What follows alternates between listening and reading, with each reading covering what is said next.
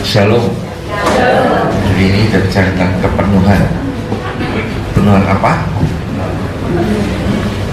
Pada prinsipnya begini, saudara. Kalau saudara kenal Roh Kudus, Anda harus bertumbuh sampai kepenuhan Roh Kudus. Lalu Anda kenal Tuhan Yesus, Anda harus bertumbuh sampai kepenuhan Kristus. Nanti Kristus memperkenalkan Bapaknya kepada Anda harus kepenuhan kealahan, Allah Bapa. Saya nangkep ini. Jadi perkenalan dengan heavenly family ini atau keluarga ilahi di surga ini, pertama-tama Roh Kudus yang menuntun Anda mulai mengenal Roh Kudus pada awalnya. Walaupun mulai-mulai yang diberitakan tentang Injil tentang Yesus ya. Yesus selamanya di Yerusalem menebus dosa manusia. Karena saya percaya pada Dia, dosanya akan diampuni. Jadi perkara kebutuhan yang terutama ya, dosa. Lalu orang karena itu datang kepada Tuhan Yesus. Tapi urutannya ketika Anda mulai undang Tuhan Yesus, nanti yang pertama kali bicara itu Roh Kudus. Roh Kudus yang akan terus mengajar Anda. Roh Kudus itu tidak lain Mama, Mother yang melahirkan Anda dengan firman. Amin. Kalau yang melahirkan selalu Mama harusnya. Roh Kudus melahirkan Anda menjadi baru, mengenal Kristus. Ada Kristus dalam hatimu, Dia akan mulai bicara. Dan Roh Kudus akan membawa Anda kepada kepenuhan Roh Kudus sampai Anda mulai mengenal alam roh, dunia roh.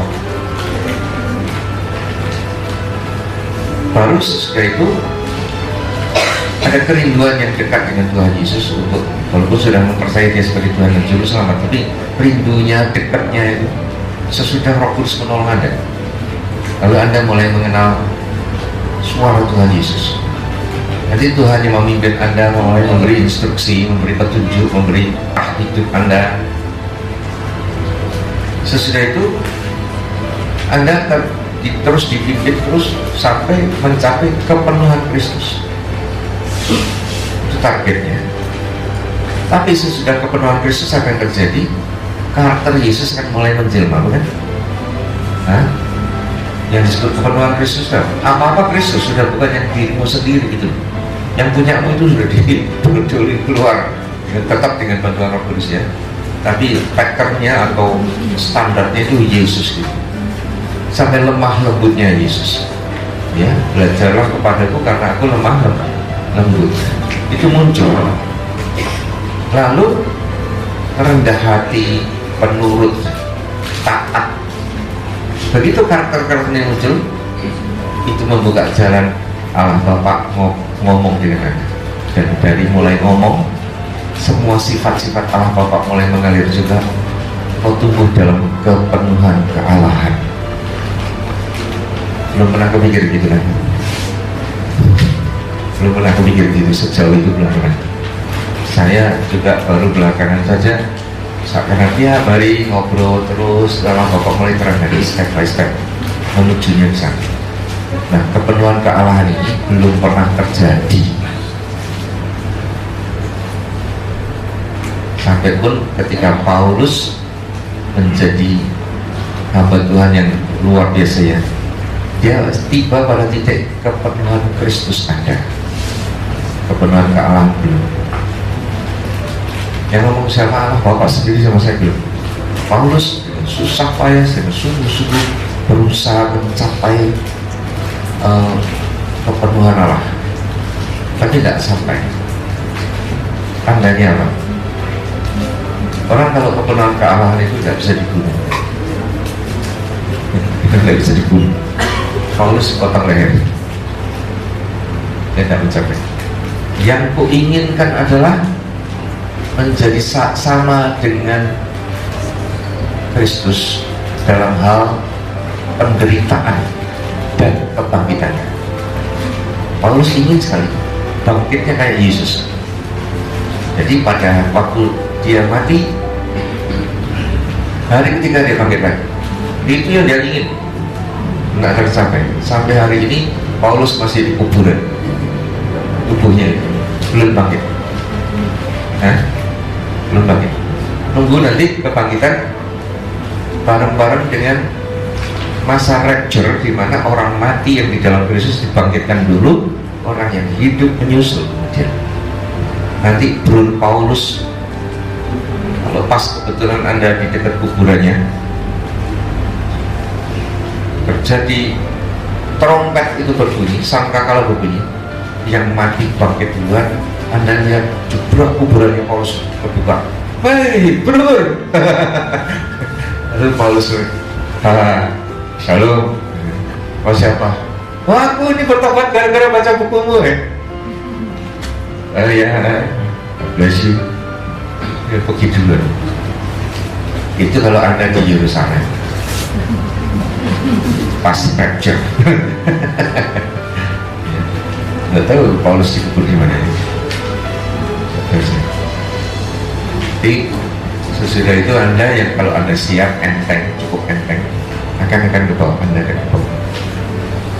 Tadi siang itu saya dapat sesuatu. Karena ini orang ya. Salah satu yang menghambat rapture adalah ikatanmu dengan roh-roh orang mati. Saya tidak. Sebab gini ya, orang kalau gugurin anak atau ke kuburan, itu efeknya apa?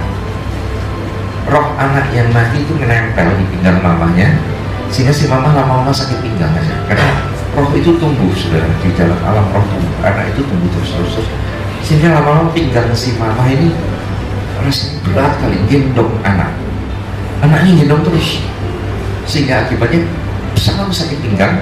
Dan kalau dicek nanti ternyata kakinya pendek sebelah, karena selalu berat sebelah gitu kan. Dan yang paling buruk adalah secara rohani tidak bisa naik ke hadirat Allah. Nyembah Tuhan kayak apa, rohnya nggak bisa naik. Kenapa digandoli orang mati? Lalu yang nampak dalam kehidupan sehari-hari adalah usahanya merosot terus.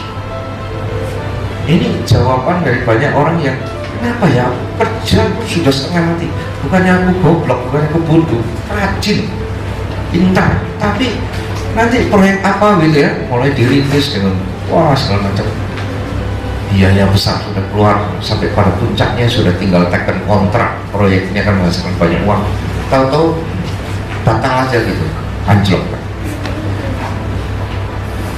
Nanti mulai lagi proyek apa lagi gitu, ujung-ujungnya batal lagi, anjlok. Itu kalau ditanya, ada sih pasang suami istri datang ke saya di Jakarta, Pak mau konseling, kenapa? Saya ini usaha sudah 10 tahun ini kok gagal melulu Pak, tidak pernah ada satu yang berhasil. Langsung saya tembak, Bapak dan Ibu ini suami istri, pernah gugurin anak nggak? Pernah Pak, berapa kali? 3 kali. Nah itu sebab orang kalau gugurin anak, roh anak yang mati itu pada nempel dengan bapak ibunya, rohnya secara alam roh itu rohnya berat ke bawah, turun di dunia orang mati. Nah di dunia orang mati no blessing, gak ada blessing ya. Hanya kalau orang bebas dari itu hingga menyembah Tuhan, masuk hadirat Tuhan, kadang-kadang lihat vision, enggak hadirat Allah, bahkan bisa lihat Allah Bapa kadang-kadang. Saya lihat malaikat Tuhan Yesus. Ini orang penuh dengan blessing. So blessing letaknya ada di surga, di katakan sumbernya saya. Semakin dekat sumbernya semakin banyak Anda dapat, betul ya. Semakin jauh semakin Anda tidak dapat blessing. Nah orang Cina itu kok nyembahyangi orang mati ya. Mereka kira minta tolong orang mati terus itu dapat berkat. Justru tidak ada, orang mati tidak punya berkat. Dapat berkat kalau nyembahnya Mbah Junggo, itu lain soal. Mbah Junggo itu punya pasukan setan yang membuat orang ulang bawa itu kembang kering itu saja ditaruh di tokonya, kantong merah itu setan berkerumun di depan toko itu untuk menarik orang-orang yang lewat itu cewek kepingin masuk. Ayo beli belajar apa aja dibeli padahal tidak butuh karena ditarik sama tukang jajan. Jadi orang Cina itu nyembahin orang mati malah miskin gimana. Jadi kok berhasil juga kalau kerja keras banget ini. Ingat kutubnya si siapa? Esau ya, Yakub sama Esau kan diberkati sama Ishak ya, kan ditipu. Yakub menipu bapaknya dengan pakai kulit kambing, baju kakaknya dia pinjam ya.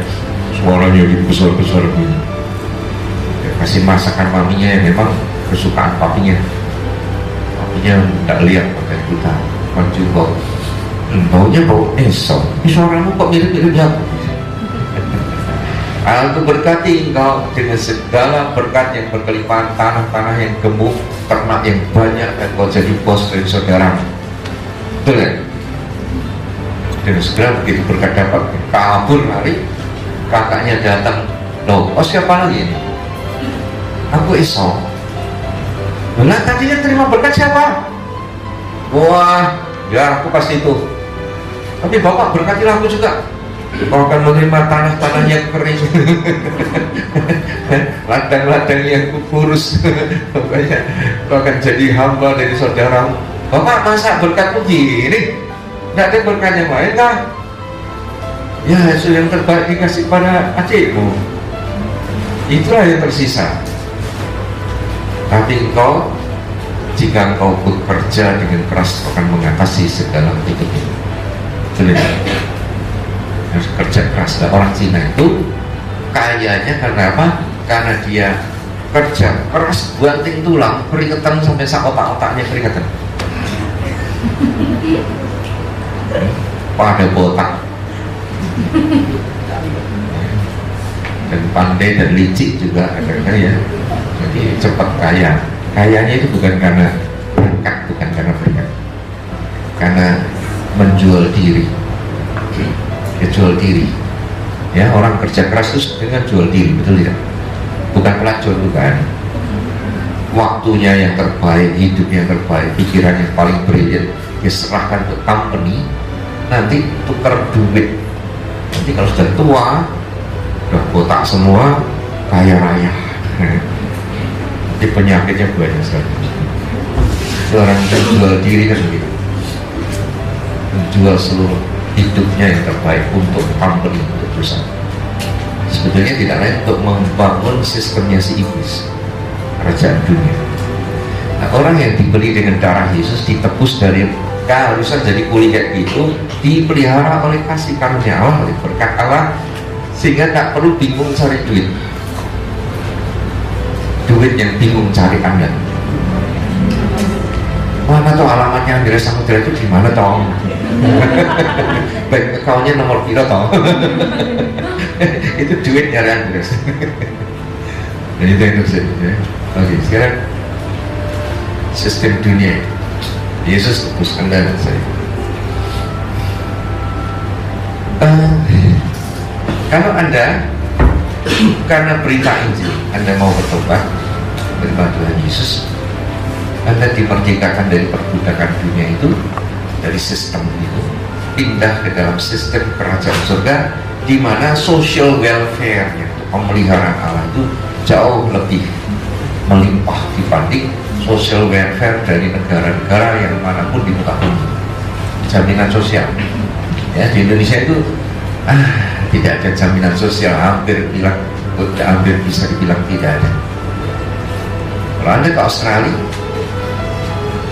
Anda warga negara Australia, Anda dalam keadaan apalah kehilangan pekerjaan katanya, itu pemerintah kasih gaji supaya Anda tidak jadi pengemis. Nah, orang-orang aborigin Australia dapat jaminan ini, mereka lapor aja, saya tidak ada kerjaan, dikasih gaji, duitnya untuk apa? Minum, mabuk. Akhirnya mereka miskin juga karena uang sudah dikasih tapi tidak dipakai untuk beli makanan, tapi buat beli minuman. Amerika juga banyak begitu. Orang nganggur itu digaji paling tinggi itu di Denmark atau negara-negara Skandinavia itu Kalau Anda di sana ya, jadi warga sana ya, nggak mau punya anak, itu didorong-dorong oleh pemerintah, dikasih segala macam insentif supaya mau punya anak. Nanti kalau beranak semua dijamin oleh pemerintah, semua biaya pemerintah yang bayar. Kenapa? Denmark dan Swedia dan Norwegia itu negaranya luas sekali, penduduknya cuma sedikit sekali. Jadi kalau di sana itu beranak itu disambut dengan sangat baik oleh mereka. Ya, ayo dong beranak, padahal mereka pada umumnya malas punya anak, repot. Mereka suka seks tapi tak suka punya anak. Terus pemerintahnya biaya semua. Kalau punya anak dari TK, SD, SMP sampai ke universitas semua dibayar biaya pemerintah. Orang tua tidak pusing bayar sekolah, social welfare-nya paling bagus, tapi masih kalah dengan kerajaan surga. Amin. Surga itu menjamin semua yang membutuhkan, sehingga kau tidak perlu jadi seperti orang-orang dunia yang cari makan terus itu. Itu dicari semua orang-orang yang tak mengenal Allah. Tapi yang mengenal Allah, jangan takut, kamu dipelihara Bapa Mus. Burung aja tak menakut, dia semangat tiap hari. Amin. Nah, gitulah. Sekarang Yesus turun ke dunia ini menebus Anda, saya pindah sesat. Lukas 4 ayat 1. Yesus yang penuh dengan Roh Kudus kembali dari Sungai Yordan, lalu dibawa oleh Roh Kudus ke padang gurun. Yesus itu turun ke dunia menjadi manusia, lalu dalam keadaan sebagai manusia sampai umur 30 tahun, dia kemudian masuk ke padang gurun. Dibaptis dulu ya, dibaptis dulu Sungai Yordan. Dan ketika di Sungai Yordan dia kepenuhan Roh Kudus. Sesudah keluar dari Sungai Yordan itu dia dipimpin masuk ke padang gurun oleh Roh Kudus untuk dicobai oleh si iblis. Jadi puasa, iblis kemudian akhirnya datang. Dalam tes pertama ini Tuhan Yesus menang, dibujuk oleh iblis untuk menyembah dia. Yesus bilang, ada tertulis orang tidak, manusia tidak hanya harus menyembah Tuhan saja. Padahal Tuhan siapa? Dia sendiri. Dia sendiri. Dia Tuhan yang mengosongkan dirinya dari ketuhanannya, atribut ketuhanan kealahannya ditinggalkan di surga, dia jadi manusia 100%. Jadi ketika dia turun ke dunia itu tidak ada sifat kealahannya sedikit pun. Jadi 0% Allah, 100% manusia. Anda sering dengar bukan di gereja bahwa Yesus di bumi itu 100% Tuhan, ya 100% Allah, 100% manusia. Itu ajaran sesat.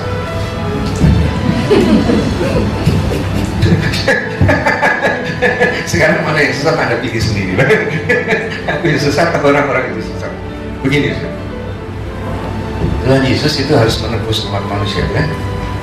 Amin. Nah, supaya bisa menebus umat manusia, dia harus sederajat dengan manusia. Kalau dia diberi derajat 100% Allah, ketinggian nggak laku. Zaman perjanjian lama sudah ada korban binatang yang disembelih, kan? Tapi setiap tahun harus yang beli korban terus untuk tiap kali minta ampun dosanya. Karena apa? Karena darah binatang tak sederajat dengan darah manusia. Baru penebus yang tepat adalah kalau Yesus yang tak berdosa itu menebus dengan darahnya manusia juga. Jadi dia harus jadi manusia 100%. Kalau ditambahin lagi Yesus 100% Allah, kakean. Kelebihan.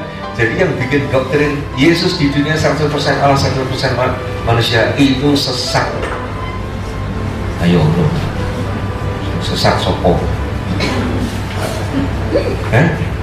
Cengli nggak cengli? Atau boceng nggak? Malang nggak? Maksud dia kalah? Anda sudah terlalu lama sekali cekokin ajaran keliru. Kok yang buku percaya aja? Pendeta itu nggak dulu ajaran. Pendeta juga. Yesus di dunia itu 100% Allah karena apa? 100% manusia karena apa? Kealahannya dia tinggal di surga. Mengosongkan diri itu artinya apa?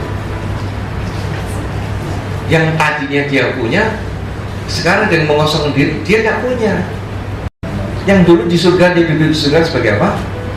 Allah, sebagai Tuhan. Dia kosongkan diri dari kealahan, dari ketuhanannya, supaya jadi manusia 100% dong. Yang layak menebus Anda dan saya itu manusia 100%.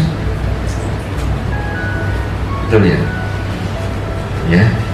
Jadi Yesus di dunia itu 100% manusia, 0% Allah. Maka ketika pada akhir pelayanan dia berdoa pada Bapaknya, Bapak permuliakanlah aku dengan kemuliaan yang pernah aku miliki sebelumnya. Aku turun ke sini. Bapaknya bilang, aku akan mempermuliakan kau dan mempermuliakan kau kembali. Jadi kemuliaan sebagai Allah hilang, ditinggalkan di sana, ditanggalkan. Atributnya itu, ngerti ya atributnya dia? Ya, jenderal bintang 5 ya. Ada upacara di istana, dia harus pakai semua tanda-tanda jenderalnya. Ada presiden, pidato presiden, tak apa. Nah, sudah bertele-tele, capek, upacara selesai, pulang sampai rumah, badannya keringatan ya. Sampai rumah, dia buka baju, dia tanggalkan semua tanda-tanda kejenderalannya, masuk kamar mandi, telanjang. Ini di kamar mandi itu bukan Pak Jenderal lagi. Hah? Atribut kejenderalannya dia tanggalkan di luar kamar mandi. Waktu turun ke kamar mandi itu Bapak telanjang, ini bukan Bapak Jenderal lagi. Tanda-tanda kejenderalannya ditanggalkan. Tuhan Yesus juga gitu. Tanda-tanda kealahannya, atribut kealahannya ditanggalkan di surga, dia turun ke manusia. Nah, dalam keadaan manusia tapi tak berdosa, dia kemudian dipenuhi Roh Kudus, maka jadilah manusia Yesus yang penuh Roh Kudus. Dan dia harus berjuang seperti manusia yang lain terhadap pencobaan si iblis. Sehingga ketika Anda dicobai oleh si iblis, dia ngerti, oh gitu ya dicobain, aku ngerti, sudah ngerti loh. Oh Tuhan, dan hamba yang menderita ini. Oh, aku ngerti kalau gitu. Dia sudah pernah ngalamin soalnya. Ya. Jadi Kristus jadi manusia 100% dan kemudian dia bayar harga darah Anda supaya Anda tidak dihisap darahnya oleh iblis. Iblis itu kan menghisap darah. Kenapa sih iblis butuh darah? Belum pernah mikir ya? Kenapa sih? Karena iblis itu dulu waktu di surga namanya Lucifer. Para pasukan malaikatnya di surga itu juga tiap hari mendengar Allah Bapa berkata-kata. Perkataan Allah Bapa itu adalah roh dan hidup. Sama seperti Yesus ketika di dunia dia berkata di Yohanes 6 ayat 63, perkataanku adalah roh dan hidup. Kalau Anda dengar Yesus ngomong, rohmu bertambah, segar, dan engkau mendapat hidup yang baru. Hidup itu apa? Life, nyawa. Jadi nyawamu pun di-refresh, ada stimulus, ada rangsangan baru, kekuatan baru. Yang tadinya loyo, putus asa itu kan nyawanya sudah baterainya soak gitu kan. Ya. Dengar firman Tuhan ngomong, hai anakku, aku mengasihi kau, aku tidak meninggalkan kau, aku membawa engkau pada hal yang luar biasa di masa yang datang, aku menuju ke kemuliaan baru. Oh yes, oke, yes, itu kan nyawanya meningkat, levelnya kayak di charge gitu loh, kayak di baterainya jadi fresh bener. Nah di surga dulu iblis itu selalu dengar suara Allah Bapa, tanpa mereka sadari roh selalu bertambah, bertumbuh, dan nyawanya juga selalu di refresh oleh Allah Bapa atau diberi nyawa baru, tambahan nyawa.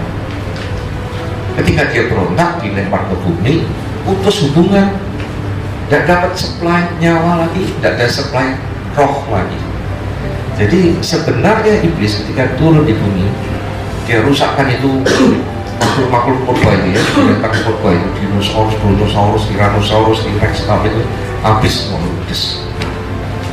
dalam kegelapan dia tanpa disadari. Lama kelamaan kok jadi loyo itu sudah sekian juta tahun, sangat loyo. Yesus tiba-tiba turun ke dunia, bikin manusia dari tanah, ditiup nafas kehidupan. Waktu Tuhan Yesus bikin Adam itu ya, Anda bayangkan saja, iblis itu pada kemencar gitu. Wow, hidup, ada hidup dalamnya.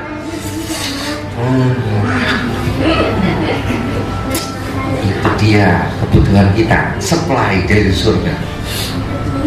Dia bujuk Adam dan Hawa sampai pisah dari Tuhan. Sesudah itu diingoni, dipelihara oleh iblis. Manusia itu dijadikan binatang piara. Kayak Anda piara ayam itu loh, ya, di kurungan.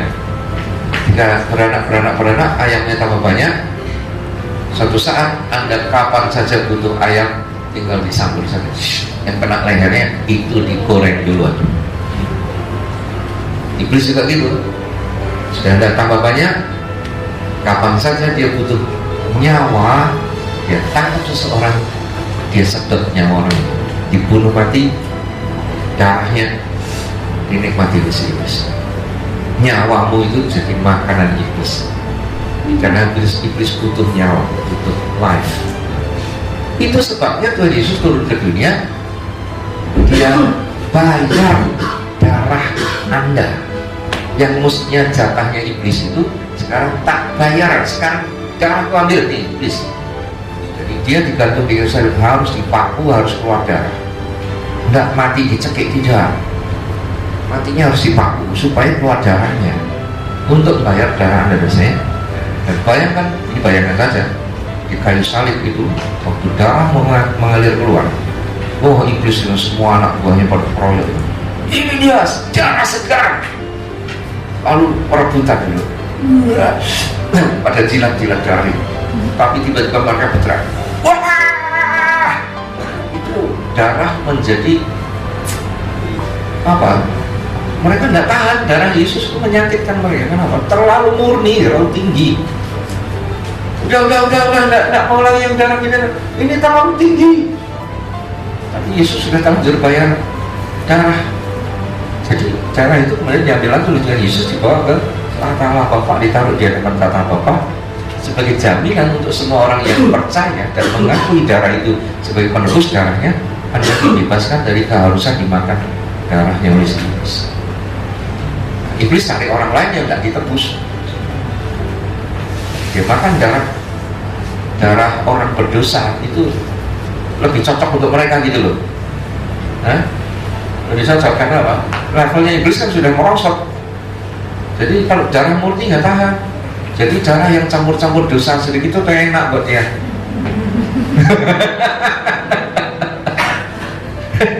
Jadi kalau Anda hidup dalam dosa, ya ini dia, takjak saja, enak ini.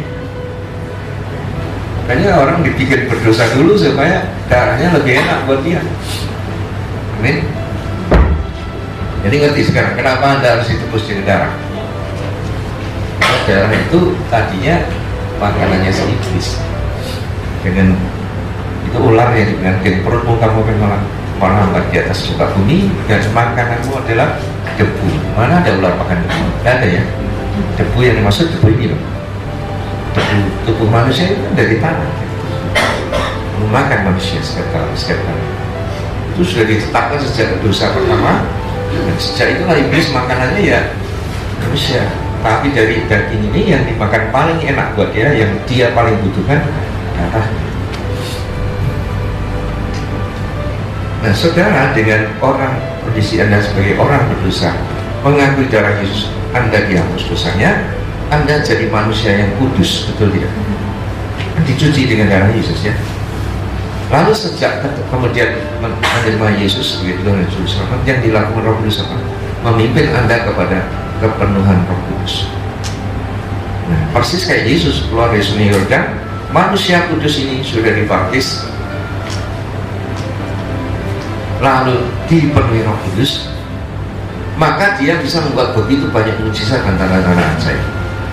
Jadi Yesus ketika ada di muka bumi dulu bisa bikin mujizat dan tanda ajaib karena apa? Dipenuhi Roh Kudus. Kalau tidak dipenuhi Roh Kudus, ya tetap manusia biasa, jadi anak tukang kayu. Dia berubah menjadi orang yang bikin mujizat dan tanda ajaib karena penuh Roh Kudus. Anda dari orang berdosa, mengaku darah Yesus, disucikan dosamu, engkau bisa dipenuhi Roh Kudus, lalu Anda bisa jadi seperti Kristus. Beginningnya beda. Anda mulai dari dosa, Yesus mulai dari keadaan kudus, turun ke dunia jadi manusia. Tapi karena darah Yesus tadi mengkuduskan Anda sekarang mulai start yang sama. Anda jadi orang kudus, dipenuhi Roh Kudus, oleh Yesus. Ya, itu memungkinkan Anda jadi persis seperti Yesus. Sesudah Tuhan Yesus menyelesaikan tugasnya, dia tinggal bagi murid-muridnya. Lalu murid-murid berkumpul yang ke ruang di upper room itu ya, ruang atas itu. Dan pada hari Pentakosta mereka dipenuhi dengan Roh Kudus. Baca dulu kisah 2 ayat. Lalu mereka semua dipenuhi dengan Roh Kudus dan mulai berbicara dalam bahasa lain seperti yang diberikan oleh Roh itu kepada mereka untuk dikatakan. Akibatnya murid-murid penuh Roh Kudus, dan ada satu murid namanya Ananias yang berdoa di Damaskus ya, Damsyik. Suatu pagi Ananias ini berdialog, ngobrol dengan Tuhan Yesus. Tiba-tiba Tuhan Yesus bilang, Ananias, ya Tuhan, pergilah ke jalan lurus. Di sana ada seorang murid yang ada seorang bernama Saulus, matanya buta, tapi sekarang sedang melihat penglihatan. Ada orang namanya Ananias sedang meletakkan tangan atas kepalanya. Berdoalah supaya matanya terbuka dan dia dipenuhi Roh Kudus. Ya Tuhan, tapi ini orang terkenal nih, tukang bunuhin orang Kristen. Jangan takut, dia adalah alat terpilih bagiku, dan dia akan mengalami banyak sengsara bagi namaku. Dia akan berdiri di depan, dia akan beritakan Injilnya antara orang-orang Yahudi, orang-orang kafir, dan berdiri di depan raja-raja. Tuhan pergi, dan Ananias ini ketemu Saulus. Saulus sedang berdoa, tiba-tiba ketika ada orang buka pintu, langsung dia bilang, Shalom, Shalom. Engkau bro Saulus ya? Kau pasti Ananias. Padahal matanya buta. Aku sudah melihat kau bakal datang. Jadi ini Paulus itu buta mata jasmaninya, tapi celik mata rohnya. Ya, kadang-kadang orang itu supaya mata rohnya bisa celik, kadang dibutakan dulu matanya.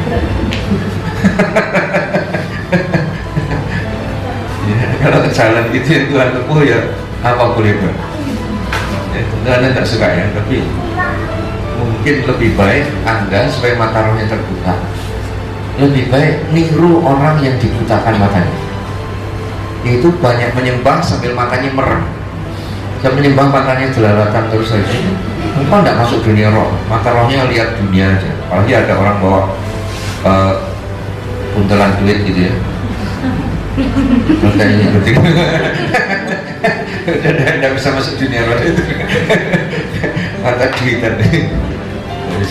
Kisaran 9 ayat 17. 1, 2, 3. Lalu pergilah Ananias ke situ dan masuk ke rumah itu. Ia menumpahkan tangannya ke atas Saulus, Saulus, saudara. Nah, Yesus yang telah menampakkan diri padamu di jalan yang melalui telah menyuruh aku padamu supaya engkau dapat melihat lagi penuh dengan Roh Kudus. Dan apa yang terjadi, saudara? Karena Ananias ini hidup dalam roh, dia selalu komunikasi dengan Tuhan, bisa lihat Tuhan, bisa dengar Tuhan. Sekali diperintah dia nurut, apa yang terjadi? Satu orang ini berubah jadi rasul yang luar biasa, keliling sampai ke Eropa 3 kali ya, sampai bawa Injil. Dan karena ini mengabarkan Injil pada orang kafir, Anda yang tadinya kafir juga jadi orang Kristen, betul ya? Jadi ini orang luar biasa itu. Sedangkan Ananias cuma sekali itu dok, dicatat dalam Alkitab, dia menurut kehendak Allah kehendak Tuhan, dan selebihnya tidak ada lagi nama yang disebut.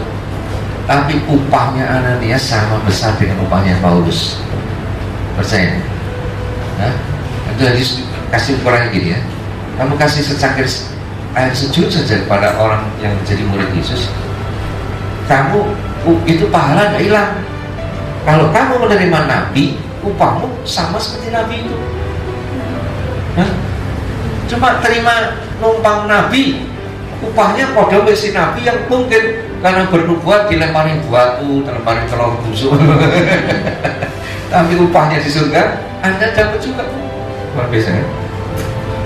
Jadi ini apalagi tumpang tangan atas kepalanya Saulus sekali saja, ini jadi rasul besar. Upah rasul ini juga menjadi bagian dari hidupnya Ananias, karena dia dengar suara Tuhan dan mentaatinya. Jangan jadi melayani Tuhan itu bukan harus selalu repot aja tiap hari ya, keluyuran kemana-mana itu belum tentu melayani Tuhan. Biasanya itu orang itu melayani dirinya sendiri, gara-gara nggak betah di rumah, jadi tiap hari keluyuran aja. Kalau ditanya kamu mana, cari jiwa. Bagaimana? Saya tim doa, pelayanan doa. Pada waktu kumpul doa itu ya tidak doa kok, diem aja mulutnya. Mau ikut merem, amin. Kalau ini doa, amin. Yang lain doa, amin. Oh, saya tim doa, pendoa syafaat. Banyak orang Kristen kenapa ya? Jobless job, kerjaan yang tak ada kerjanya itu. Paulus lihat ya, dia penuh dengan Roh Kudus, dan salah satu yang sangat menonjol ketika dia di sebuah Siprus kalau saya tidak salah, ya gubernurnya ini si orang ini ya, gubernurnya ini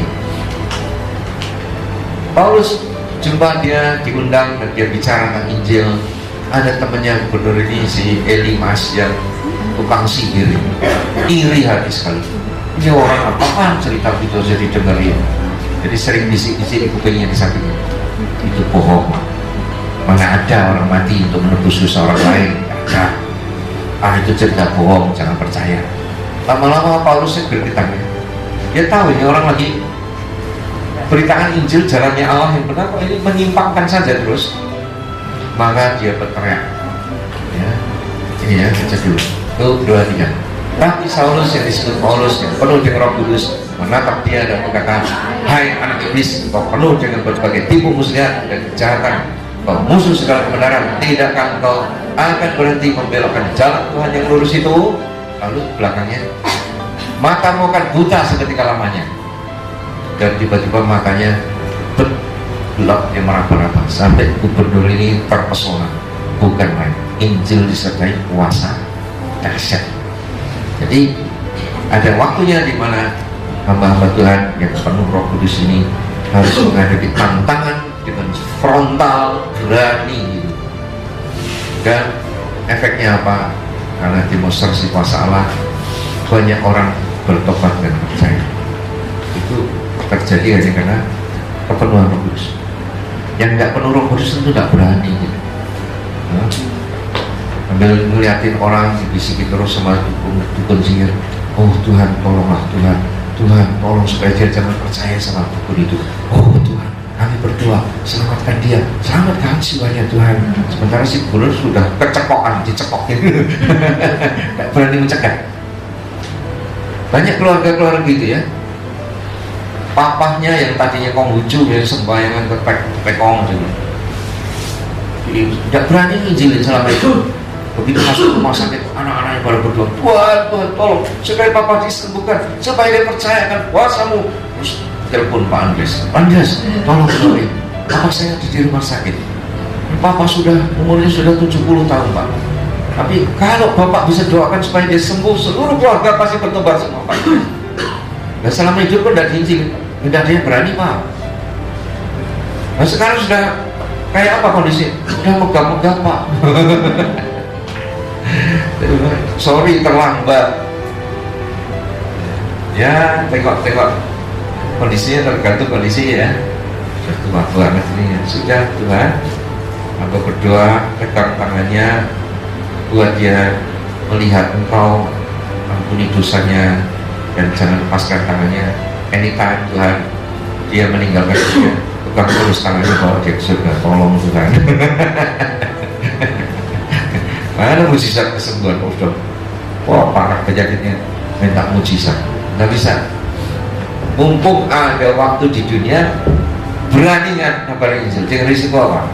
Marah, papanya marah, diusir, ya kabur, nggak apa. Berani gitu. Jangan kok nunggu kalau sudah mau mati baru minta mujizat. Anda berani mengabarkan Injil kepada keluarga. Amin. Wah, tapi ya tidak berani loh Pak. Itu tandanya kok tidak dipenuhi Roh Kudus. Kalau dipenuhi Roh Kudus berani. Dulu saya kecil tuh takut setan, takut sama setan, takut sama perempuan, takut masa depan. Bisa penuh Roh Kudus, setannya takut sama saya. Mesti mau sih ada usaha untuk membalikkan kondisi gitu loh. Jangan mandang aja, jangan terima aja gitu. Orang Solo perlu dikotbahin begini lebih banyak, karena di sini ada falsafah yang salah. Nerimo, ya, kepo seliro, manut, nurut. Ya, kalau itu keterusan yang buruk-buruk ya nurut aja, itulah yang kita bagus. Kalau nurutnya sama Tuhan Yesus ya betul. Baik. Di dalam Efesus 4 ayat 13, baca sama-sama, 1, 2, 3. Sampai kita semua telah mencapai kesatuan iman dan pengetahuan yang benar tentang Allah, kedewasaan penuh dan tingkat pertumbuhan yang sesuai dengan kepenuhan Kristus, sehingga kita bukan lagi anak-anak yang diombang-ambingkan oleh angin pengajar. Jadi doa Paulus atau pengharapan Paulus kepada orang Efesus, Allah itu memberikan kepada kita segala fasilitas. Diberikan kepada kita ini rasul-rasul, nabi-nabi, gembala-gembala, pengajar, penginjil dan pengajar. Itu fasilitas. Supaya apa? Supaya kita semua mencapai kesatuan iman dan pengetahuan yang benar tentang anak Allah. Kedewasaan penuh, tingkat pertumbuhan sesuai dengan kepenuhan Kristus. Jadi kepenuhan Kristus itu jadi standar dari pertumbuhan rohani Anda. Kenapa dikasih jadi nabi, rasul, nabi, gembala, penginjil dan pengajar, supaya tingkat pengertian Anda, tingkat pengenalan Anda bertumbuh sehingga Anda mencapai kepenuhan Kristus. Jadi standarnya apa? Kristus. Kalau belum sama kayak Kristus, jangan berhenti tumbuh. Harus kejar. Kalau Anda ketinggalan, harus lari lebih cepat.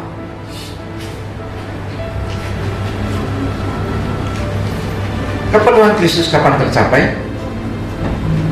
Kalau Anda mengerti mekanismenya Roh Kudus bekerja. Bagaimana Roh Kudus menolong Anda sehingga mencapai kepenuhan Kristus? Ketika Anda buka hati dengan Tuhan Yesus masuk di sini, itu baru benihnya Yesus. Benih ini harus tumbuh sampai kepenuhan Kristus. Supaya itu terjadi, ruang geraknya harus dibebaskan dong. Keinginanmu harus dibuang, pikiranmu harus dibuang, diganti pikiran Kristus.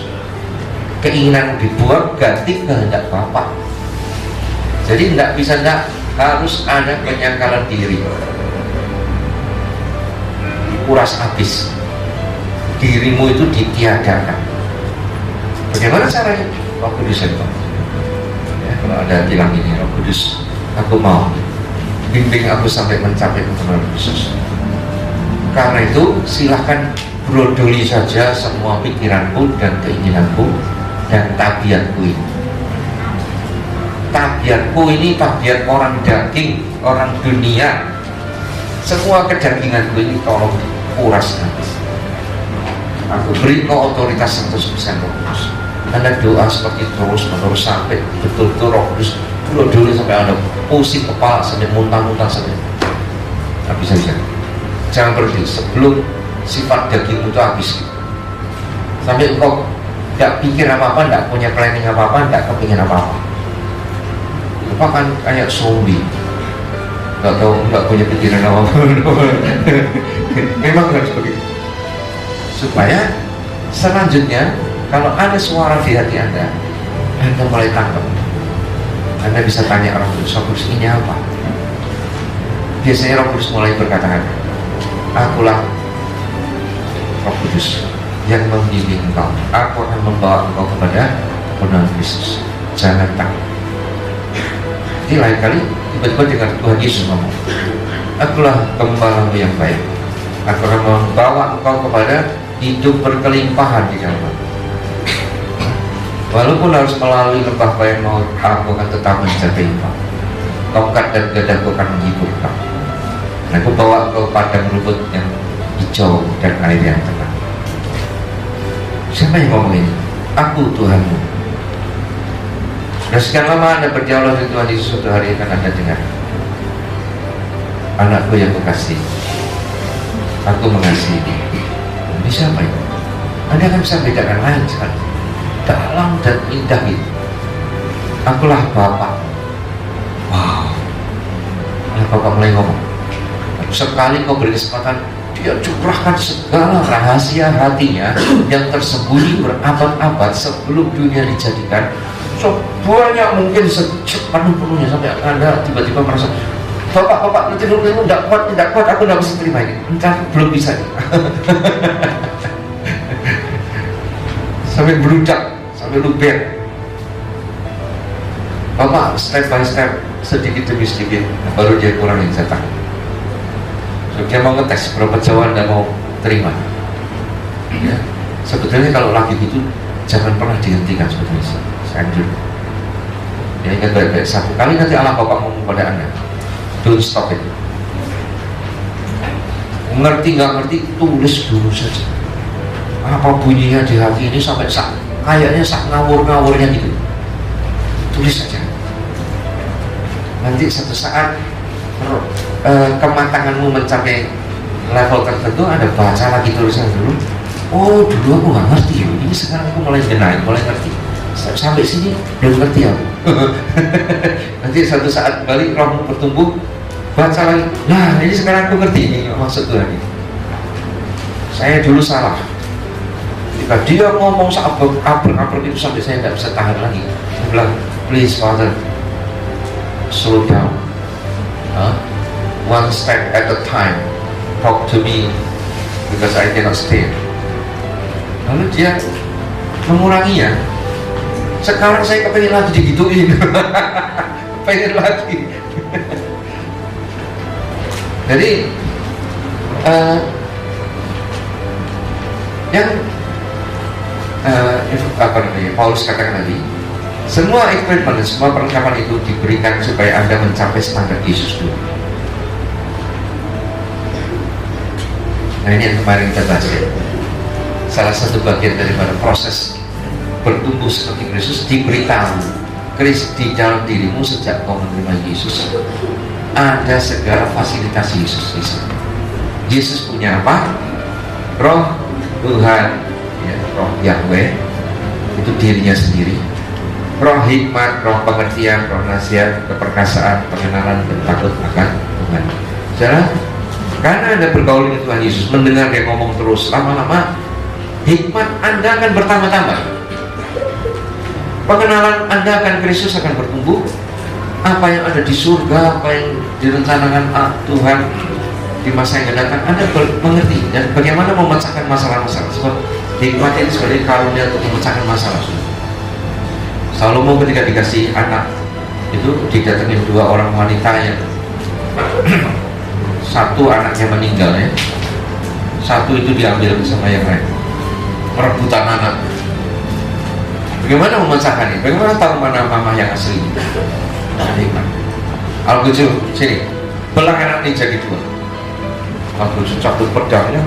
Nah, ibu yang aslinya bilang, jangan, udah kasih sama dia, aku tidak jadi lutut. Mamanya punya kasihan. Si mama yang palsu bilang, betul, itu sangat adil, belah saja jadi dua. Nah, Salomo langsung tahu siapa mama aslinya ya. Kasihkan pada mama yang asli. Itu hikmat, memecahkan masalah yang sulit. Nah, Karunia hikmat akan muncul bagi orang yang bergaul dengan Kristus, karena dialah hikmat Allah. Amin.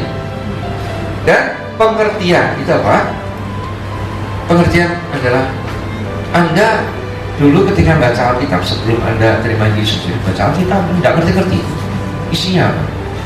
Begitu Anda undang Yesus masuk di hatimu, baca Alkitab, lo jebule gini toh. Nyambung ayat demi ayat, nyambung, mengerti. Itu karena apa? Ada roh pengertian, spirit of understanding. Tapi juga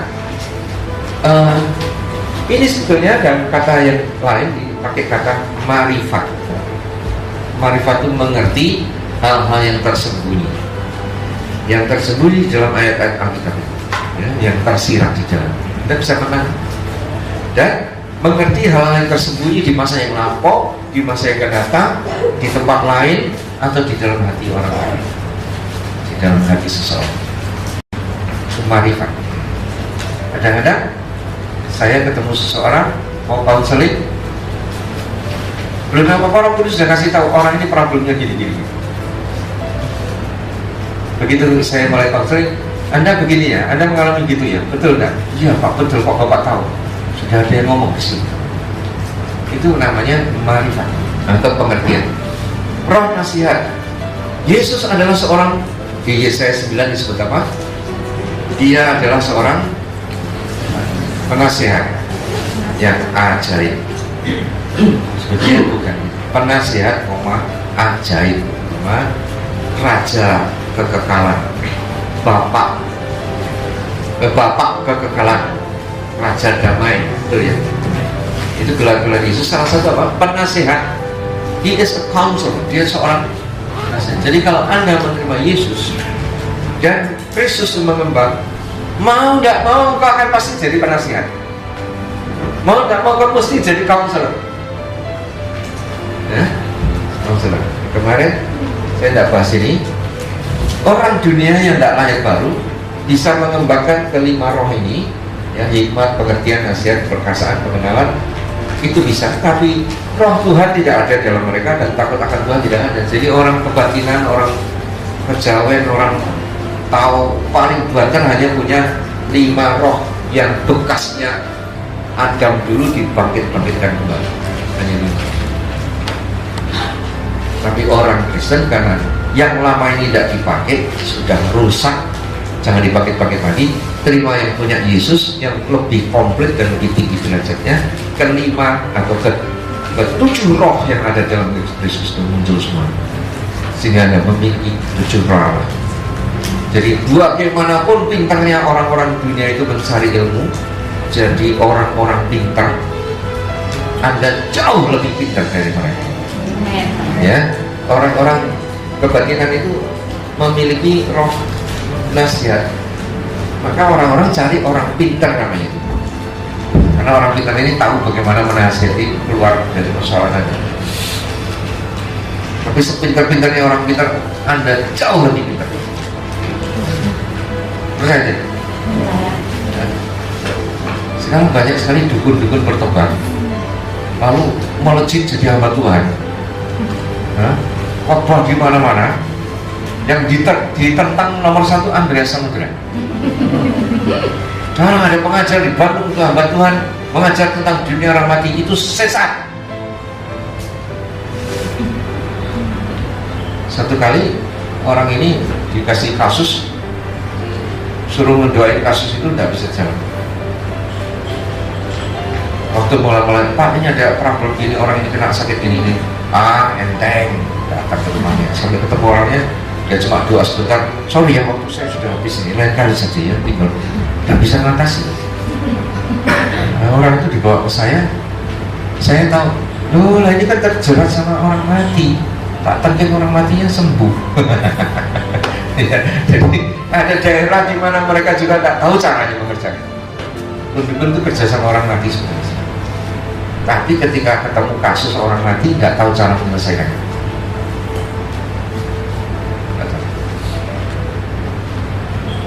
Nah, keperkasaan itu apa? tersembunyi di sini karena iman, kesembuhan dan mujizat. Ya. Jadi kalau Anda dipenuhi dengan ketujuh roh Allah ini, karena menyembuhkan orang sakit itu ada, karena membuat mujizat itu muncul, ya. Bahkan kadang-kadang sampai melimpah-limpah itu. Ini Pak Edward ini pernah bangkitin orang mati. Habis kursus di mana itu? KPP ya, KPP di Malang. Dia ikut kursus di Malang, selesai itu jadi penderita sakti di Sengkaling ini. Dukun matanya sudah melotot, kena kanker nih. Suatu hari dukunnya datang ke Pak Pendeta, Pak Pendeta, aku mau jadi orang Kristen kalau mataku sembuh, kalau ini penyakitku sembuh. Pak Edward bilang, loh kebalik, jadi Kristen dulu baru sembuh. Dukunnya diinjilin, terima Yesus, dibaptis, doain, sembuh, hilang. Jadi dia lebih sakti dari dukun. Dengan mudah sekali seluruh daerah sekali langsung jatuh di bawah kekuasaan dia. Itu sakti. Ada seorang mati itu siapa yang mati? Ke gunung. Ke rumah dukun itu. Bukan ke rumah dukun. Oh, dukun itu bertobat, tinggal lihat orang mati bangkit. Wes, Bapak sini bersaksi, bayar utang sekarang Pak. Jadi dulu utang kesaksian sama saya. Sejak tahun 80, saya lupa tahun berapa, waktu saya di Malang, saya kejar terus Pak Andreas ini. Saya kejar kemana dia pergi, karena saya sebetulnya orang yang gagal dalam pelayanan saya 11 tahun, jemaat saya cuma 4 ekor gitu. Jadi saya lihat, saya dengar Pak Andreas ini, saya kejar kemana saja. Lalu saya ikut kursus KPP itu, kemudian saya mulai bisa melihat, mata roh saya bisa melihat ada banyak roh-roh di desa itu, termasuk saya lupa namanya lagi, yang menguasai daerah itu. Kemudian banyak orang kanker, banyak orang kanker datang ke rumah atau memanggil saya hanya berkata percaya Yesus, saya doakan. Lalu pada suatu sore ada 2 orang bapak datang ke rumah saya, bilang begini, Pak, tolong tetangga saya sakit keras, sudah dipulangkan dari rumah sakit. Ya sudah, besok pagi saya datang karena jauh di gunung, kira-kira 8 kilo. Dan saya berdoa sepanjang malam tidak tidur. Pagi-pagi saya pergi, ternyata orang itu sudah mati. Waktu sudah saya lihat sudah mati, saya pulang. Karena gangnya kecil, saya sulit mutar motor saya. Orang yang jujur saya itu bilang begini, "Loh, kemana Pak? Kemana Pak?" Saya pulang, saya bilang. "Loh, kenapa pulang?" Ya sudah mati, ya sudah. Lalu ya tolong didoakan. Saya bingung mendoakan orang mati gimana. Lalu waktu saya masuk di kamar itu, saya hanya mengelilingi orang mati itu. Tuhan bilang jangan berdoa, bernyanyi saja.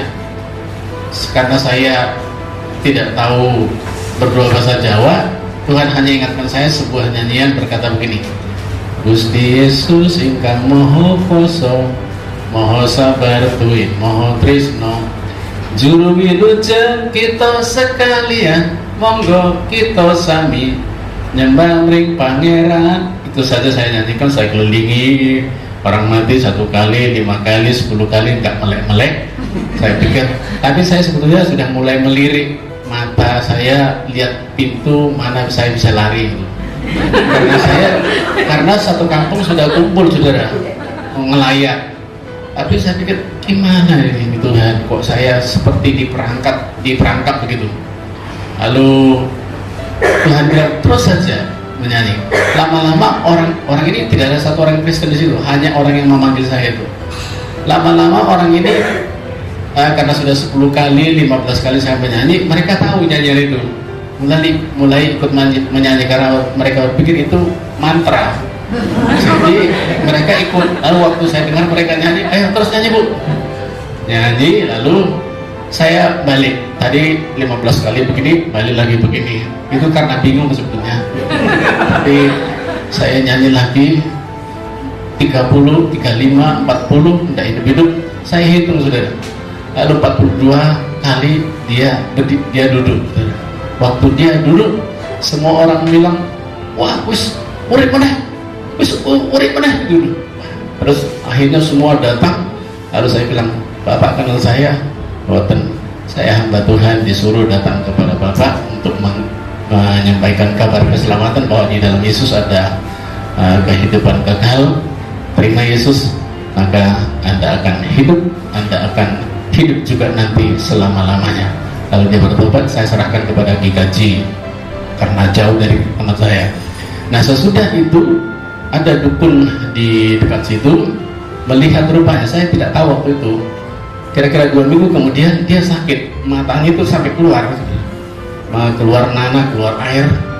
Tidak tahu kenapa saya dipanggil lagi oleh orang yang manggil saya tadi.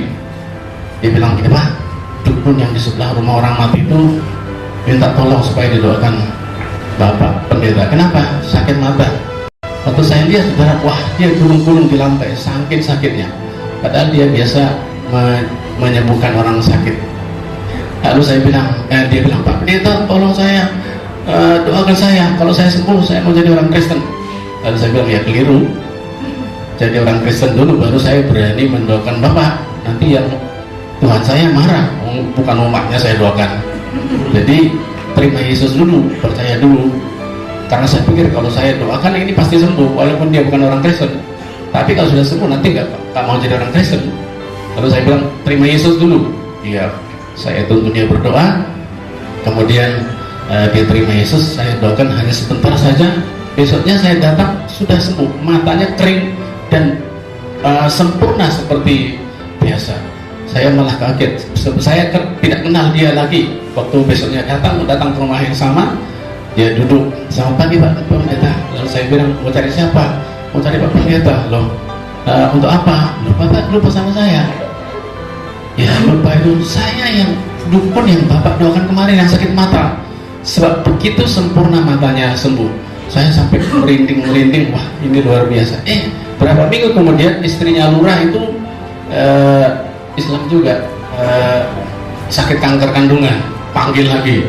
Saya bakar semua, saya belajar bakar itu mantra-mantra, dan luar biasa. Saya tidak tahu sebetulnya di situ ada mantra, di situ ada telur dibungkus di dalam apa itu. Jadi rumahnya itu penuh dengan apa namanya itu, jimat-jimat. Lalu dibongkari semua, ada semua. Saya berdiri lagi, saya terasa ada di situ sesuatu. Ini bongkar, ada apa di sini? Seperti burung yang diawetkan begitu.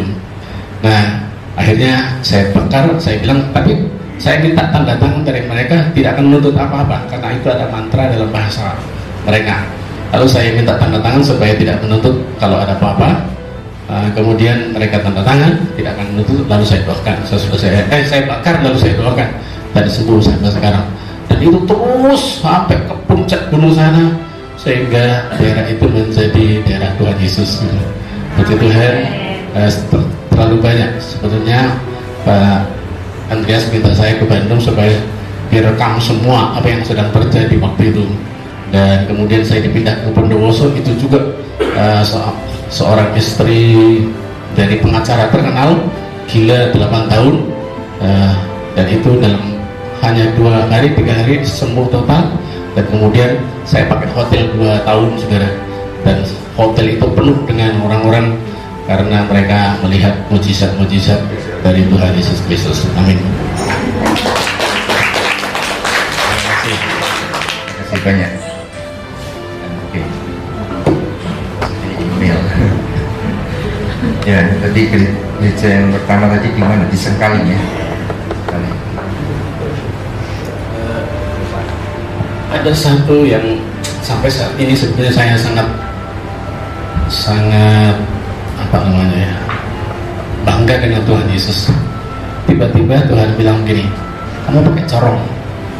Jadi saya tidak punya uang beli corong, loudspeaker itu.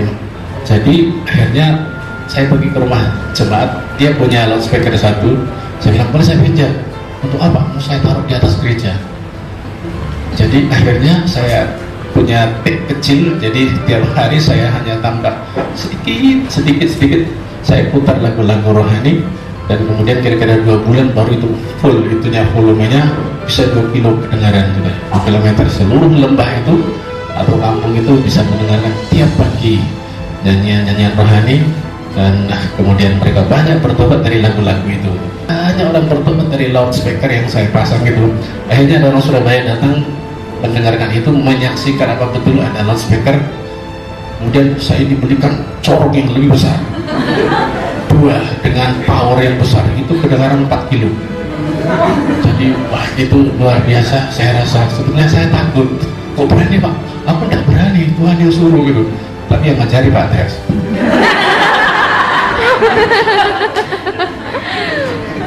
Terima kasih Pak Edward Siburian.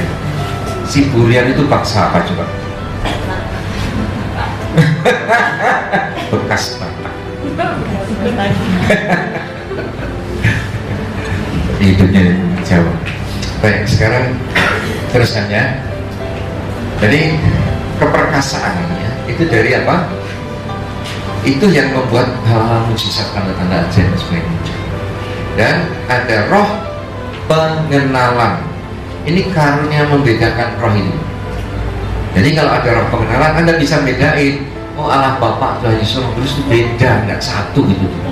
Nah, yang bilang selalu satu itu, tandanya ini nggak tumbuh ini roh pengenalan itu. Orang kenal gitu loh.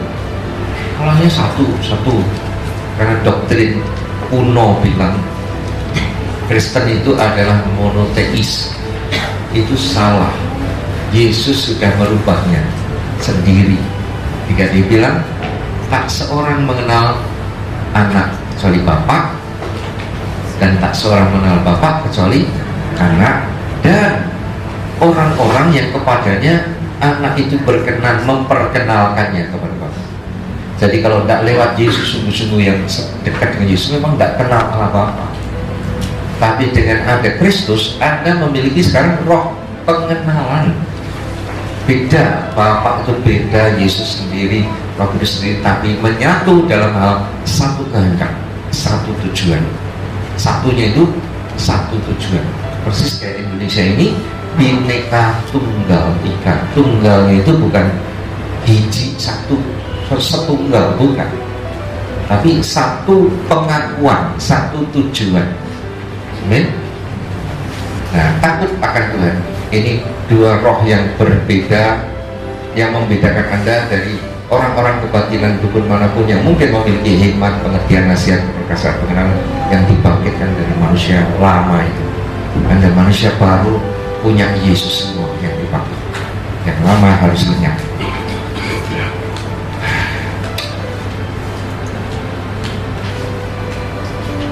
Nah, tujuannya adalah serupa dengan Yesus. Baca 1, 2, 3. Sebab semua orang yang dipilihnya dari semula, mereka juga ditentukannya dari semula untuk menjadi serupa dengan gambar anaknya, supaya ia, anaknya itu, menjadi yang sulung di antara banyak saudara. Jadi Allah itu memilih ya, bahwa Anda jadi orang Kristen sebetulnya sebelum Anda dilahirkan, kadang-kadang sudah ada yang dipilih. Sejak di perut mama dan sudah dipilih ya, atau sebelum dunia dijadikan sudah dipilih. Ada yang begitu ya. Tapi yang dipilih itu ditentukannya dari semula untuk jadi serupa. Yang menentukan siapa? Allah Bapa. Sudah di predestinated to be in the same image as His only begotten Son. Sudah predestinated, sudah ditentukan dari semula, mesti jadi kayak anakku. Nah, tentu tergantung Anda mau atau enggak gitu. Walaupun sudah predestinated, kalau Anda enggak mau, tetap Allah tidak bisa berbuat apa-apa. Masih ada kemerdekaan atau hak kebebasan pribadi, free will, hendak bebas Anda. Maka berita Injil, pengajaran disampaikan supaya Anda bangkit kemauan. Aku mau. Nah, proses itu dikerjakan, dijamin jadi serupa kepada Yesus. Amin. Supaya ia anaknya itu menjadi yang sulung di antara banyak saudara. Jadi kira-kira nanti akhir zaman Allah Bapa ingin sesudah bumi ini dimusnahkan, yang kumpul bersama-sama dengan Dia. Jadi satu keluarga besar adalah anak-anak, semua anak-anak Allah, semua mirip Yesus semua. Walaupun mungkin tampaknya ada perubahan beda-beda sedikit dari tanah Batak atau dari tanah Jawa, tentu beda ya. Dari Cungkok sana tentu beda juga ada sedikit gitu ya. Tapi karakteristiknya semua serupa dengan Yesus, kualitasnya sama dengan Yesus. Itu yang diinginkan. Nah, Paulus mencapai kepenuhan Kristus. Itu sebabnya dia bisa bersaksi di sini. Galatia 2:19 sampai 21, 23. Sebab aku telah mati untuk Taurat, supaya aku hidup untuk Allah. Aku telah disalibkan dengan Kristus, namun aku hidup, tapi bukan lagi aku sendiri yang hidup, melainkan Kristus yang hidup di dalam aku. Hidup yang sekarang aku hidupi secara jasmani adalah hidup oleh iman dalam Anak Allah yang telah mengasihi aku dan menyerahkan dirinya untuk aku. Paulus bilang, yang hidup dalam diriku bukan aku lagi, tapi Kristus dalam diri. Jadi dia sampai bisa membuat deklarasi itu karena sudah mencapai kepenuhan Kristus. Nah, satu hal yang sekarang Anda harus tahu, orang yang mencapai kepenuhan Kristus masih mungkin dibunuh oleh maut. Karena Kristus kan 2 malam ditaruh di dunia ramadi, ditaklukkan oleh maut ya. Jadi Anda mencapai kepenuhan Kristus masih tetap bisa dibunuh setan, masuk dunia ramadi. Paulus sampai kepenuhan Kristus mati golok lagi.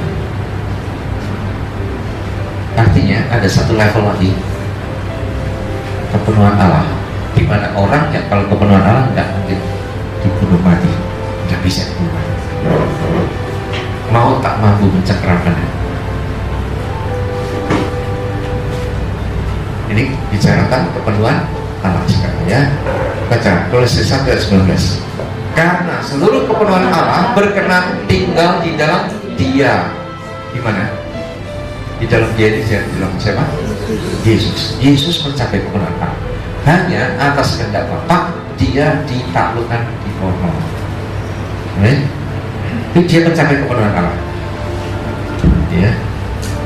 Lalu Kolose 2:19. 1, 2, 3. Sebab dalam Dialah berdiam secara jasmani seluruh kepenuhan keilahian, dan kamu telah dipenuhi di dalam Dia. Dialah kepala semua pemerintah dan penguasa. Saya paling suka ayat ini, saudara. Di dalam Dialah, dalam siapa? Yesus berdiam secara jasmani seluruh kepenuhan keilahian, dan kamu telah dipenuhi di dalam Dia. Bahasa Inggrisnya apa? You are complete in Him. Complete. Apa saja yang perlu untuk Anda mencapai segala kepenuhan itu sudah ada. Kenapa? Ketika Anda buka hati, Allah Bapa mengambil Yesus Kristus sedikit sebagian dari rohnya, jadikan benih di sini. Semua potensi yang ada pada Yesus ada pada benih itu. Tinggal menumbuhkannya. Amin. Jadi potensinya komplit, potensi, tapi potensi harus dikembangkan, bukan? Nah, dan Yesus bilang dalam Yohanes 14 ayat 23. 1, 2, 3. Jawab Yesus, jika seseorang mengasihi aku, ia akan menuruti firman-Ku, dan Bapakku akan mengasihi dia, dan kami akan datang kepadanya dan tinggal bersama-sama dengan dia. Kami ini bukan kayak bahasa keraton Solo ya. Kami mau makan, kami mau apa? Santap. Bahasa raja-raja, saya jadi kami. Tidak begitu. Ini kami majemuk memang tidak 1, 2 ya. Aku dan Bapakku akan datang kepadanya tinggal bersama-sama. Jika seorang mengasihi aku, menurut firman-Ku, Bapakku akan mengasihi dia. Kami, artinya sesudah aku masuk, Bapakku tak lama lagi nimbrung masuk. Nah, dengan Bapak masuk dalam diri Anda, Kurang apa lagi? Anda mampu penuh dengan kepenuhan Bapa. Nah, ini tidak pernah diceritakan dong. Ada yang cerita gini toh. Sampai jemaat kekurangan satu hal yang sebenarnya sudah menjadi target Allah. Anda harus mencapai target itu, kepenuhan Allah. Kalau tidak diceritain, mana orang mengarah ke sana, betul tidak? Sekarang dengar doanya Paulus pada orang itu, baca 1, 2, 3. Dan dapat mengenal kasih itu yang melampaui segala pengetahuan, aku berdoa supaya kamu dipenuhi di dalam seluruh kepenuhan Allah. Kalau Alkitab, terutama Paulus, bicara tentang Allah, yang dia maksud Allah Bapa. Jadi yang didoakan apa? Supaya kamu dipenuhi di dalam seluruh kepenuhan Allah Bapa. Itu sudah didoakan Paulus. Tinggal Anda mengalaminya. Tapi ketika saya ngobrol dengan Allah Bapa, dia bilang ini, memang zaman Paulus, kecuali anakku ya, tak ada orang yang sampai kepada kepenuhan Allah. Kenapa? Belum waktunya. Paulus kepingin sekali dipenuhi kepenuhan Allah, belum mencapai. Tapi sekaranglah waktunya. Karena apa? Masa antikris ini, nanti kamu akan berhadapan dengan Abaddon. Abaddon itu roh maut. Supaya engkau bisa menolong aku, membantu aku di dalam pekerjaan yang aku harus lakukan yang terakhir. Aku sendiri akan mengalahkan Abaddon. Tapi dengan cara apa? Menaruh rohku di dalam diri orang percaya, kalian yang akan dipenuhi kepenuhan kealahan yang menaklukkan si Abaddon. Ini adalah Bapak ya. Sekarang ayat ini dulu ya, 1 Timotius 6 ayat 16 tuh 23. Dialah satu-satunya yang tidak takluk kepada maut, bersemayam dalam terang yang tak terakhiri. Tidak seorang pun pernah melihat dia, dan memang manusia tidak dapat melihat dia. Baginya lah hormat dan kuasa yang kekal. Amin. Siapa ini? Ngomongin tentang siapa ini? Allah Bapa, bukan Yesus. Sebab Yesus pernah takluk kepada maut atas perintah Bapaknya tentu. Tapi dia satu-satunya yang tidak pernah takluk. Pak, bagaimana dengan Roh Kudus? Roh Kudus tidak dimasukkan dalam pertandingan. Roh Kudus berperan sebagai pelengkap yang menolong, yang mendampingi, mengusahakan. Dia tidak masuk dalam pertandingan. Dalam pertandingan ini, di dunia ini, Yesus yang diadu lewat si Lucifer.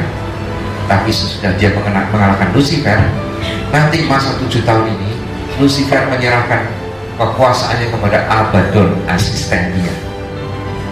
Abaddon berkuasa 7 tahun. Siapa yang akan berperang melawan Abaddon? Allah Bapa. Tentu Yesus ikut berperan, tapi yang menaklukkan segala sesuatu di bawah kaki Kristus nanti Allah Bapa. Ini pengangkatan dulu ya. 1 Tesalonika 4 ayat 17. Sesudah itu kita yang hidup, yang masih tinggal, akan diangkat bersama-sama dengan mereka dalam awan menyongsong Tuhan di angkasa. Demikian kita akan selama-lamanya bersama-sama dengan Tuhan. Jadi memang menyongsong Tuhan di angkasa itu ya terbang begini nih. Oh, banyak abad interpretasi beda. Yang dimaksud awan ini bukan awan-awan itu. Ini awan saksi-saksi yang menyaksikan engkau dalam perlombaan dalam iman yang seperti awan. Diinterpret dengan kata lain. Saya tidak percaya itu. Ini awan ya awan yang dimaksud awan. Jadi orang kan menembus awan sama seperti Kristus juga diangkat masuk ke dalam awan. Anda juga akan mengalami. Ini generasi Anda, ya. Dan saya diberitahu oleh Bapak, saya tidak akan mati sebelum Yesus datang. Umurku 67 loh sekarang. Tapi dia bilang, engkau tidak akan mati sebelum aku datang. Artinya, ya mati jatahnya kira-kira mami saya meninggal umur 88 tahun. Jadi ambil itu kira-kira sebagai ukuran ya. Anaknya ya kira-kira kualitasnya mestinya lebih baik dari maminya. Tapi ya sekitar itu atau lebih ya. Jadi sebelum saya sempat mengalami yang namanya mati, dia sudah datang. Ini generasi Anda. Betul ya? Atau ada yang mau mati duluan? Udah kecapean? Bertahanlah. Kau akan mengalami sesuatu yang luar biasa. Amin. Amin. Capture. Nah, sekarang Wahyu 19 ayat 11. Lalu aku melihat surga terbuka. Sesungguhnya ada seekor kuda putih dan ia menungganginya bernama yang setia dan yang benar. Ia menghakimi dan berperang dengan adil. Semua pasukan yang di surga mengikuti dia. Mereka menunggang kuda putih dan memakai lenan halus yang putih bersih. Yang disebut semua pasukan ini tidak lain orang-orang yang tadinya terangkat. Pesta kawin perjamuan anak domba sudah selesai, turun lagi. Dunia sementara itu mengalami kesusahan besar 7 tahun itu. Ketika Yesus turun bersama-sama dengan pasukannya. Siapa pasukan ini?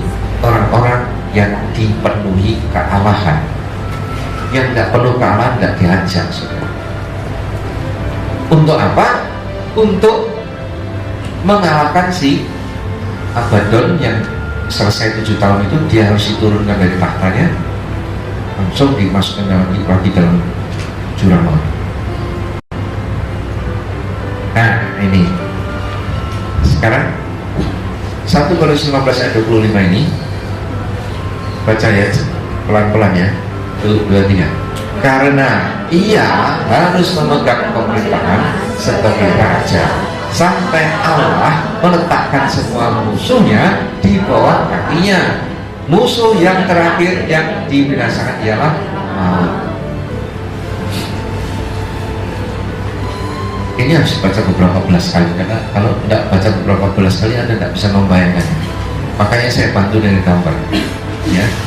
Karena ia harus memegang pemerintahan sebagai raja sampai Allah meletakkan semua musuhnya di bawah kakinya. Ini ia ini siapa? Yesus. Jadi Yesus harus duduk sebagai raja sampai Allah ini mana? Allah ini mana? Allah Bapa meletakkan semua musuhnya. Musuh siapa? Musuh dia ya, musuh dia di bawah kakinya. Kaki siapa ini? Ini Yesus.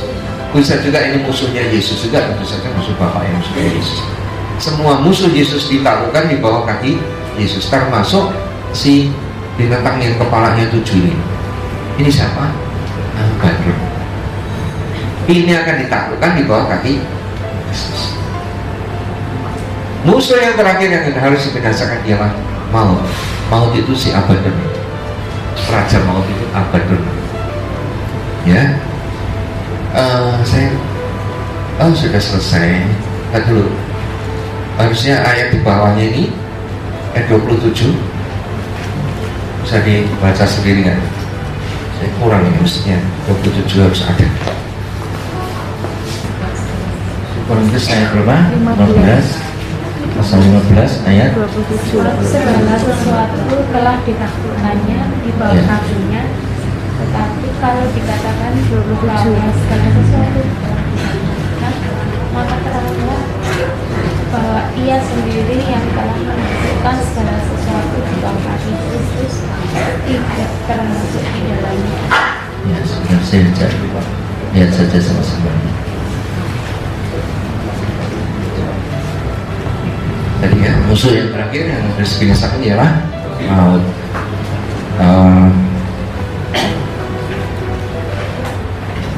Baca sama-sama. Sebab segala sesuatu telah ditaklukkannya di bawah kakinya. Tapi kalau dikatakan bahwa segala sesuatu telah ditaklukkan, maka teranglah bahwa ia sendiri yang telah menaklukkan segala sesuatu di bawah kaki Kristus itu tidak termasuk di dalamnya. Maksudnya apa? Ia sendiri yang telah menaklukkan segala sesuatu di bawah kaki Kristus tidak termasuk di dalamnya. Ia sendiri siapa? Allah Bapa yang menaklukkan segala sesuatu di bawah kaki Kristus. Tidak ikut-ikut takluk di bawah kaki Kristus. Oh, Gusti Yesus. Enggak. Sebaliknya apa? Teranglah bahwa ia sendiri yang telah melakukan segala sesuatu di bawah kaki Kristus itu tidak termasuk di dalamnya. Tetapi kalau segala sesuatu telah tetapi kalau segala sesuatu telah ditaklukkan di bawah Kristus, maka ia sendiri sebagai anak akan menaklukkan dirinya di bawah Dia yang telah menaklukkan segala sesuatu di bawahnya, supaya Allah menjadi semua dalam semua. Sesudah Allah Bapa menaklukkan semua di bawah kaki Kristus, sebaliknya Kristus yang kemudian menaklukkan diri di bawah kaki Sang Bapa, supaya Bapa jadi yang paling top. Saya anggap ini ayat sukar buat para teolog, nggak ngerti mereka. Kalau nggak ditolong gambarin, nggak ngerti juga. Pergi di websitenya Budi Ali. Tuh, orang sesat selalu cari ayat-ayat sukar untuk menyembunyikan diri di situ katanya. Nah, kamu sembunyi di mana?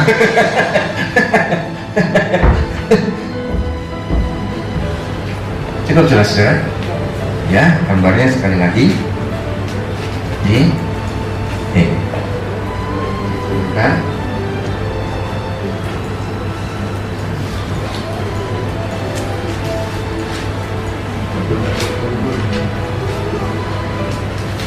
Ini menjadi gambar yang jelas. Jadi segala sesuatu ditaklukkan oleh kaki Kristus oleh siapa? Oleh Allah Bapa. Sesudah segala sesuatu ditaklukkan di bawah kaki Kristus, Ia sendiri sebagai anak akan menaklukkan dirinya di bawah Sang Bapa. Sekarang pertanyaannya, bagaimana Allah Bapa bisa menaklukkan segala sesuatu di bawah kaki Kristus? Padahal Dia tidak bisa turun ke bumi. Kalau Dia turun ke bumi, bumi langsung hangus. Bagaimana caranya? Tidak ada interpretasi lain kecuali Dia membuat orang percaya penuh dengan roh Allah Bapa. Simple, bisa ngerti ya? Jadi ada itu yang namanya kepenuhan Allah Bapa. Karena apa? Untuk kepentingan Dia, untuk menaklukkan maut. Satu-satunya yang tidak pernah kalah sama maut adalah Allah Bapa. Maka Anda diberi roh Allah Bapa supaya Anda bisa menaklukkan maut demi kepentingan Allah Bapa, on behalf of His concern, kepentingan Dia, untuk purpose ya, untuk purpose Dia, tujuan Dia. Jelas? Maka Anda tahu sekarang target Anda jadi orang Kristen tidak hanya untuk diberkati saja, itu kuis. Jangan sibuk di situ terus. Semua gereja Tuhan harus diajar, bukan berkat yang dicari orang Kristen itu sudah diberi